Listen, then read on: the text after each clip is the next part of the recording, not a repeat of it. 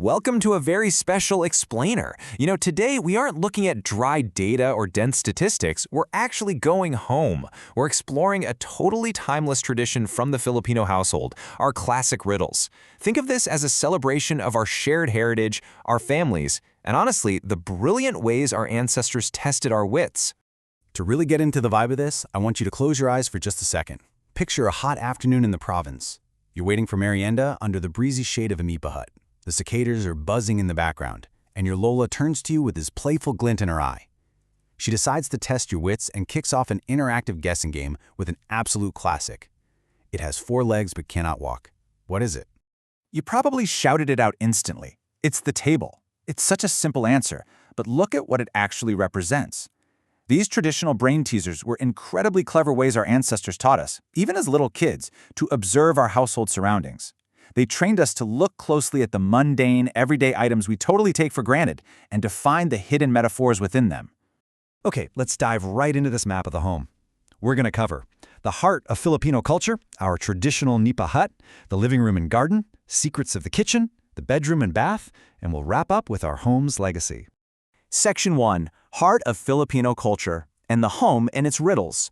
Whether you grew up in a quiet rural province or a super busy city apartment, you know the Filipino home is just packed with stories. But the everyday objects inside, they actually hold their own secret language. Now, if you want to win this little guessing game as we take our tour, you got to know the secret sauce. The trick to cracking these traditional riddles is spotting the metaphor, specifically personification. Our ancestors absolutely loved giving ordinary household objects human or animal characteristics. Think about how a riddle might describe a house's door not as wood and hinges, but as a mouth that opens to let you in and closes to protect you. Spotting that contrast is literally the key to guessing correctly. Moving on to part 2, our traditional nipa hut, which is incredibly a 2,000-year-old home design. We all recognize this iconic structure, right? But long before the world started talking about sustainable architecture, our ancestors were already engineering homes perfectly designed for our tropical weather. All right, riddle time. Go ahead and shout out your guess at the screen. Ready? Grass is the roof, bamboo is the pillar, wind is the door. What is it? Yep, it's the nipa hut. And I just love this because it brilliantly illustrates how deeply connected our ancestors were to nature and sustainable living. I mean, everything they needed to build a sheltering, beautiful home was sourced directly from the earth around them. Woven leaves for the roof, strong grass, and the open breeze literally acting as a welcoming doorway.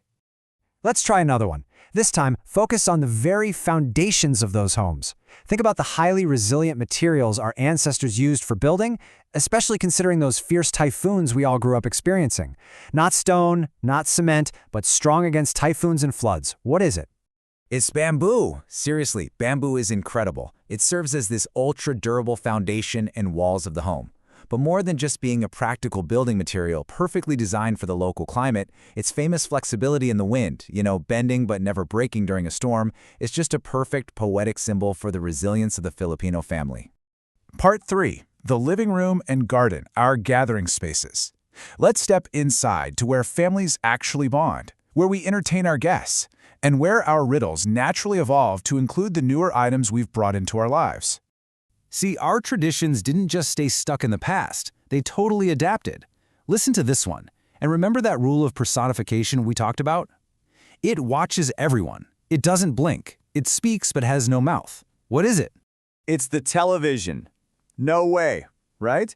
I absolutely love this one because it proves that even our modern gadgets have earned their own clever spot in our oral traditions. We took an electronic screen and gave it eyes that don't blink and a voice without a mouth. It's a perfect blend of ancient storytelling techniques with modern technology. On to part 4, secrets of the kitchen, the place where it always, and I mean always, smells like food. Let's follow those amazing aromas into undeniably the busiest, most important room in any Filipino household. Naturally, the kitchen tools get some of the absolute best riddles. Here's one about a complete cooking essential. Just imagine the smell of garlic and onion sautéing while I ask you this. It has a deep stomach, it's hot inside, and it is the home of the main dish. What is it? The cooking pot. Notice how perfectly this riddle takes a piece of metal cookware and gives it human anatomy? Calling it a deep stomach brings this heavy metal object to life, making it a hungry participant in the family meal rather than just a boring tool. Part 5. Bedroom and bath, our spaces for rest and cleanliness. As the long day winds down, the bustling energy of the kitchen fades. We're transitioning now into our private sanctuaries. The riddles in this part of the house take on a much softer, kind of poetic tone to match the vibe. Listen to the gentle rhythm here. The tired lie upon it. The morning wakes it up. It is the home of sleep. What is it? It's the bed. Let's just appreciate the brilliant simplicity of that metaphor for a second. By calling it the home of sleep, our ancestors beautifully captured that universal feeling of deep comfort and reward at the end of a long, hard-working day. Okay, wake up. It's a rapid-fire round. If you're watching with family, shout these out as fast as you can. Ready? Mouth of the house opens the way. The door. Eyes of the house sees outside. The window. Dances on the floor. Takes away dirt. The broom. Round face, no eyes. Delivers food. The plate. Boom. You see how quickly these train our brains to look at our homes differently? Finally, Part 6, our home's legacy, and how to create your own riddle. This brings us to the most important part of our tour. These incredible linguistic traditions shouldn't just be remembered as things our grandparents did. They need to be actively continued by the next generation. So the crucial point here is that you actually have the power to keep this alive, and it is incredibly easy. Just follow these 3 simple steps for your next family game night. First, pick a random household item, maybe the refrigerator or an electric fan. Second, think about its physical traits, or what it actually does. And third, create a metaphor using personification. Give it human qualities. Give the fridge a cold heart, or the fan dizzying arms. So I'm leaving you with a challenge today. Look around the room you're sitting in right now. What everyday object in your home will you turn into a clever riddle today? Don't let the oral tradition stop here. Keep it alive, keep it playful, and keep observing the magic hidden in your very own home. Thanks so much for exploring our heritage with me.